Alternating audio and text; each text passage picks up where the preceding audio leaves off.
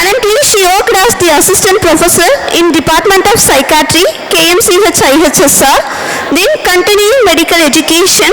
Also, she conducted workshop on psychosocial remediation, Manipal University in December 2013, then CME on delirium and its management at PSG IMSR on September 2013, then CME on anxiety disorder at PSG IMSR, then also CME on medically unexplained physical symptoms in medical practice. Now, I would like to welcome Dr. Suganya Priyadarshini, MBBS MD Psychiatry, Assistant Professor, Department of Psychiatry, KMCH IHSR, Coimbatore, to conduct a session on adolescent substance use and emergency approach. We welcome you, ma'am. And a unique neurobiological consideration for addiction in adolescents, the diagnosis criteria, epidemiological trends, and prevention programs and evidence-based treatment strategies. So adolescence is an important period which is characterized by behaviors such as they have novelty-seeking behavior, impulsivity, reward preference, which give rise to increased risk of substance use. So worldwide, mental and substance use disorder are a number one contributor to the health burden among 10 to 24 years old.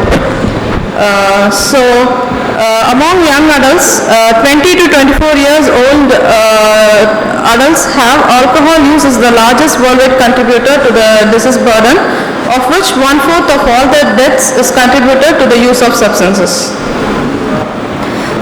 So there will be an increased risk of having unintentional ways like accidents and risky sexual behaviors and other intentional fatal things like overdose toxicity, drug overdose death, or sudden sniffer's death and development of substance use disorders.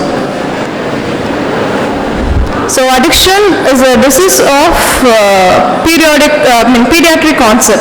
So usually addiction starts in the adolescence itself.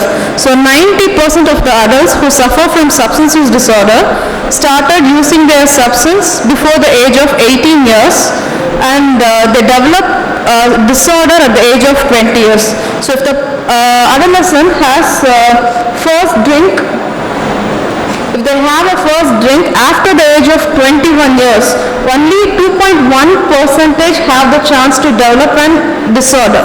But if they start to develop before the age of 14 years, the prevalence is more higher, comparably like it is 15.4% to develop a substance use disorder. And the first prescription misuse when they start at the age of 13 years, 25% will develop a chance to develop a disorder.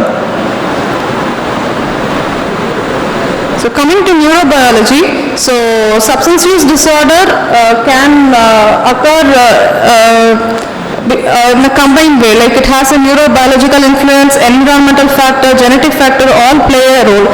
Since it is adolescent, their brain will not completely mature, so they'll have an immature prefrontal cortex, so they'll have high impulsivity and to have a high drugs exploring things and to drug seeking behavior. So at the time of adolescence only they start to develop a complete development of a pain and reward pathway, so they can able to perceive the pain and also the reward. So in case of reward, if they find a reward pathway, like if they find some stimuli to a reward, there will be increase in the dopamine secretion in their brain, so that will influence them to have the substance again and again. So they have high responsivity to rewarding stimuli and high salience for immediate reward. They won't wait for delayed gratification. They won't wait even if they get a higher success in a delayed way, higher reward in a delayed way, they won't prefer delayed gratification, rather than they used to prefer a earlier immediate gratification. Coming to the environmental factors, so the most important thing is family. So parents who misuse substances, they become a model for the child or their kids to easily accept the substance use, and they'll have easy access for the substance. sometimes some parents in some culture, they used to share drugs with their children so that they cannot able to limit their supervision with the children. So this is the most important environmental risk factor. And also based on the parenting. So if the parent shows hostile behavior, if they are more angry towards the child, or if they show some disliking behavior also, they start to develop some hatred, and they wanted to seek in some other way, relaxation in some other way. So this leads to increased substance use behavior. And same-sex drug misusing siblings. So if the siblings with the same age, or with the increase with the other ages, if they have a substance use habit and they have easy access to the substance, and they started to take substances. And extra-familial adults further influences their drug availability and acceptability. And familial influences those factors by encouraging or discouraging specific extracurricular activities. So if some parents, if they involve too much into the academic work or in the extracurricular work which bothers the child, they also seek some other behavior.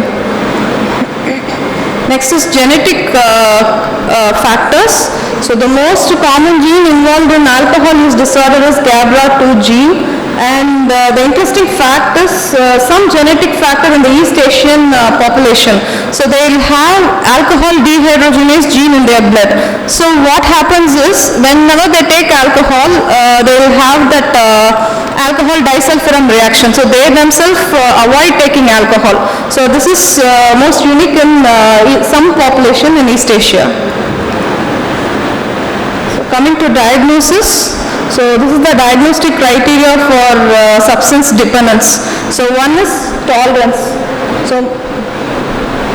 So the most important thing is tolerance. So tolerance is when the child or adult, when they require increased amount of substances to get the desired effect. So they require more and more substances to get the high.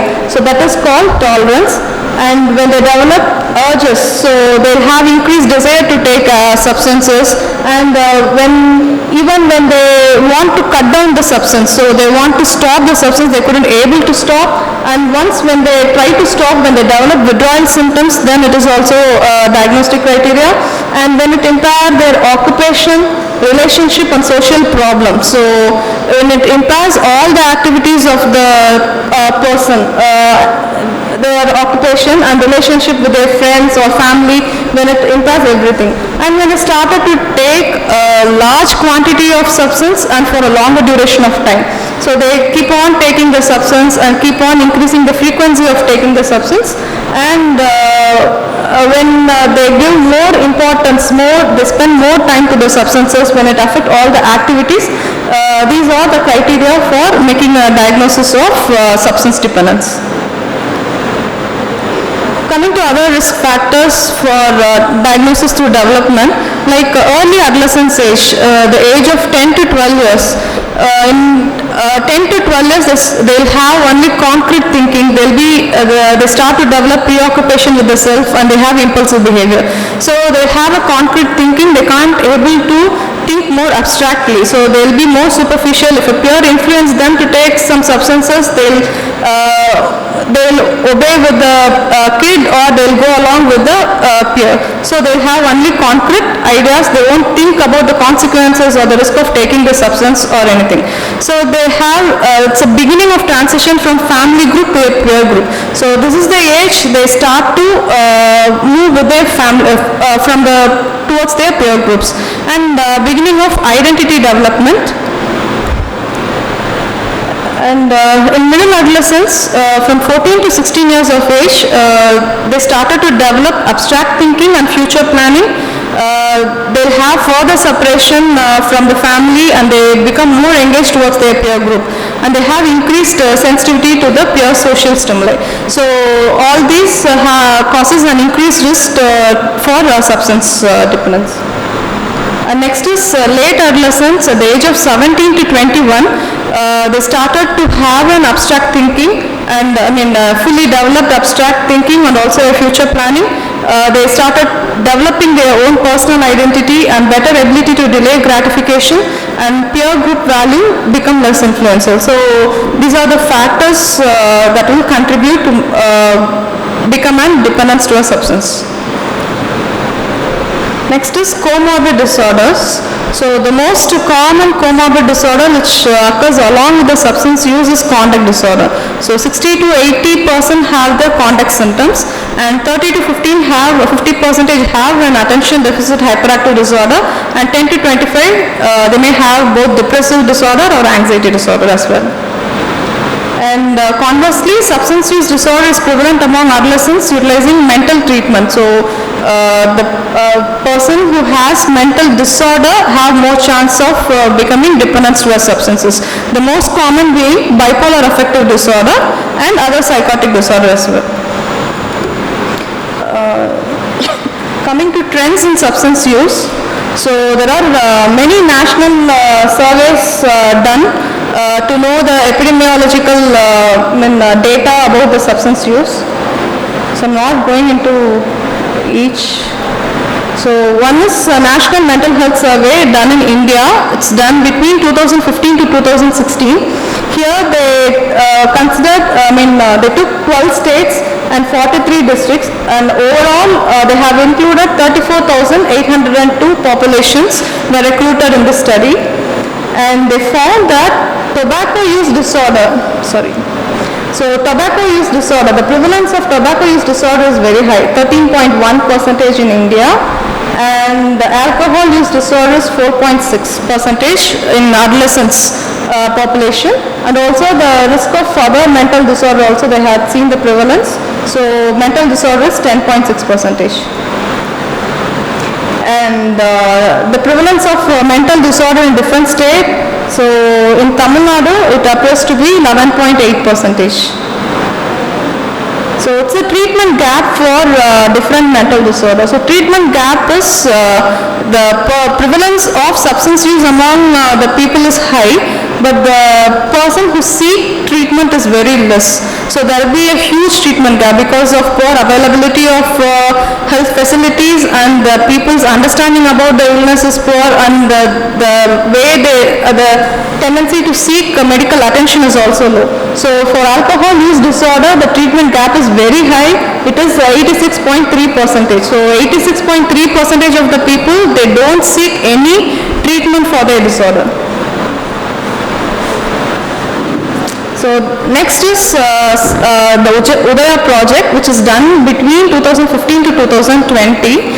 So this project is done in 2 states in India. One is Bihar and Uttar Pradesh. So in this study, they found that the most common substances which is used among adolescents are tobacco and alcohol, and followed by inhalants and cannabis. So they found that the slum-dwelling adolescent, they use both smokeless tobacco and also smoking tobacco, as well as alcohol, cannabis from their childhood. And the worst thing is they found like smokeless tobacco, they can able to have an easy access as low as 6 years of age. So this project inferences like 20% of adolescent boys from Bihar and 22% they use tobacco and tobacco products, whereas 4 to 5% younger boys below, between the age of 10 to 14 use tobacco products, and 1% of boys use other substances like heroin, cocaine, cannabis, charas and bhang. So percentage of unmarried girls involved in substance use is 0.1%. So another study, it's a recently done study, it's called as an Substance Abuse and Mental Health Service Administration. So it shows, interesting thing is, like they are showing decreasing trends in the use of substance. So initially it was high, but towards the recent study, towards 2020, there is a decline in the use of substances. This is for tobacco, and also for alcohol, it shows steady state and start to have a slight decline in the substance use in adolescents. Next is, Drug overdose is also a cause for death among adolescents. So it shows in 2020, 7,091 people have died because of drug overdose. It could be either unintentional injury or unintentional poisoning. Unintentional injury is like driving in accidents under intoxicated state, or unintentional poisoning like excessive intake of drugs or sniffing poisoning, etc. So another thing is suicide tendencies. So those who are getting suicidal thoughts and those who are attempting suicide under the influence of substance. So it is alarming thing is it is high. So in the recent years there will be increase in the trend of getting suicidal thoughts among adolescents, and attempted suicide is even very high. There will be increase, much more increase in the prevalence of attempted suicide. And the comorbid diagnosis, mental disorder which occurs in substance use is depressive disorder. It is high in illicit drug use, marijuana and also opioids. So coming to prevention, so in adolescents, rather than treating the substance use disorder, so we can easily prevent the child before going to substance seeking behavior. So the prevention program, they generally seeks to enhance protection. So it improves by improving parental monitoring and having adolescent self-control, and to reduce the risk factors like aggressive behavior, poor academic performance and contact with the substance using peers. So the programs are, it can be universal or to a selective group or to an indicated group. So universal is they can approach a school and they can approach a single group of students and they try to educate the risky behavior and also the consequences of substance. Or selective thing is they deliver only to a group of children who use a substance, like children with alcoholism or children with tobacco use, and indicated with people having like high risk behavior. So next is family-based intervention. So the main aim is to improve parents' nurturing behavior towards their children, like establishing clear boundaries and rules. So improving monitoring and supervision, providing reasonable and consistent consequences to rule violations. So you should have a clear boundaries to the kids and you should give a clear rules, and also they should have a consistent consequences. If they violate the rules or violate the boundaries, they should have a clear consequences. As well as we have to give a good reward to their behavior. So all these comes under family-based intervention. Next is school-based programs. So it is focused mainly to build their social competency, like how they move towards their society, their communication skills in the society, and their refusal skill to be so assertive to say no if peer call them for a substance use, and for identifying and avoiding high-risk situation, educating about drug-related risk and harms. Life skill training program. This is a program which is taken in schools. It is based on cognitive behavioral skills. Usually it is focused on the 6th grade and the 7th grade students. So they starts with the school students and they'll have 15 to 18 sessions during the first year session, and the second year 10 to 12 sessions and 5 to 9 sessions in the third year. So each sessions they will focus for 45 minutes once in a week. Mostly the teachers, they will train the teachers to educate the students in the schools. This life skill program mainly it focuses to improve the self-esteem of the kids. So to improve their communication skill and to be assertive and building positive relationship and managing their problems like anxiety or depression and problem solving skills or taught to the children. So these are the high risk situation. If the child, when they feel very low, they have low self-esteem, they have very poor confident level to interact with others, once when they are not assertive, so all these are high risk situation for going into a substance. So when we improve all these skills, it is better. We can prevent a child going to a substance.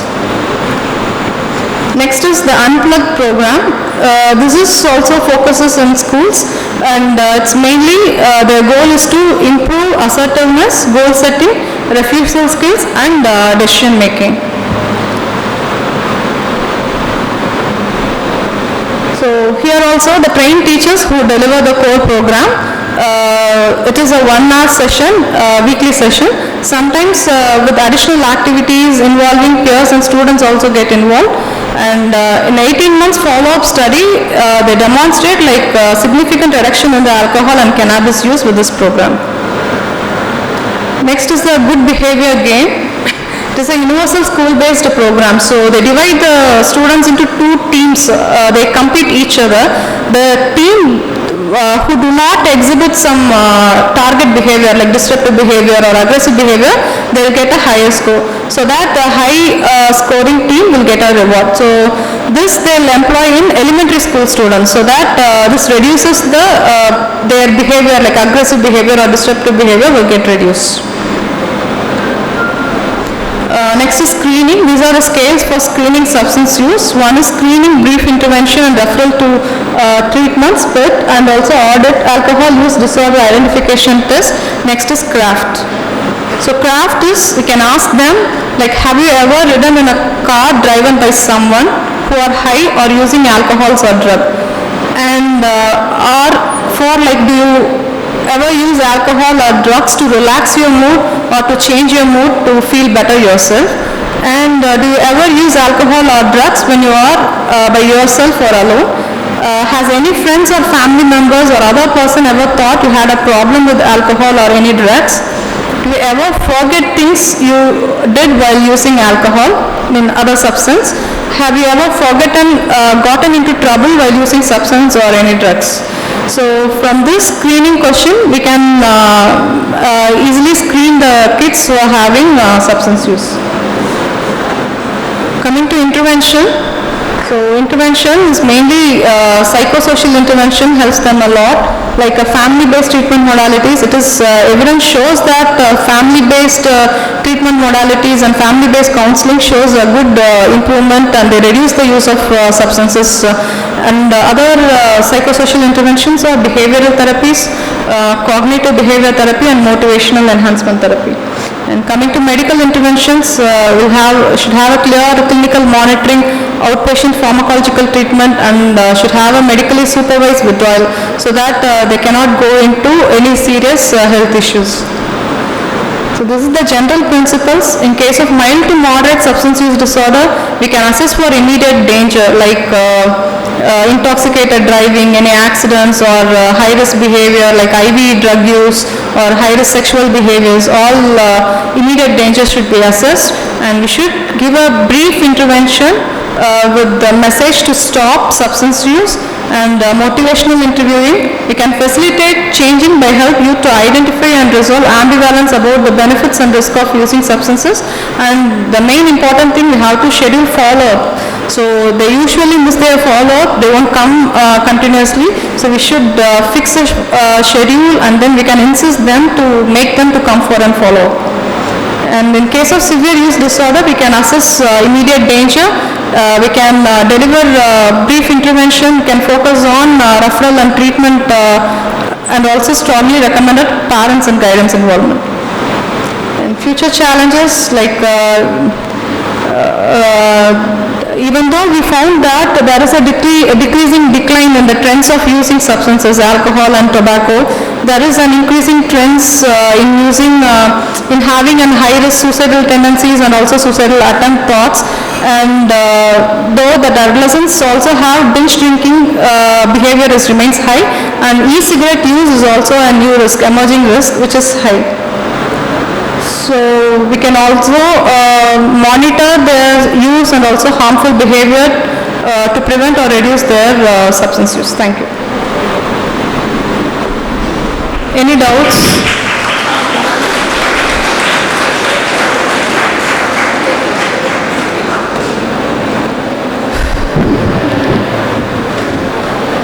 Any doubts?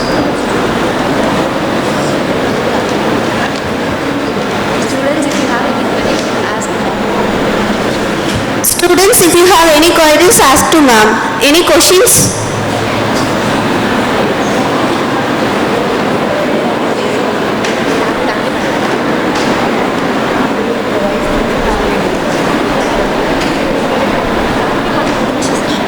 Thank you, ma'am, for your valuable presence and your informative words regarding the substance use eradication among the adults.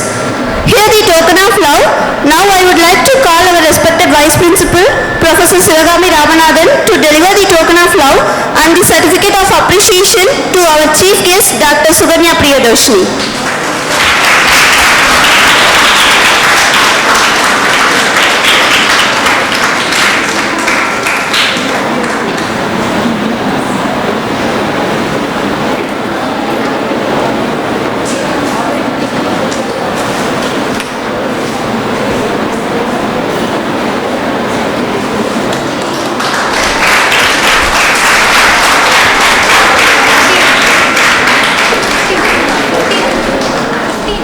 Thank you, ma'am.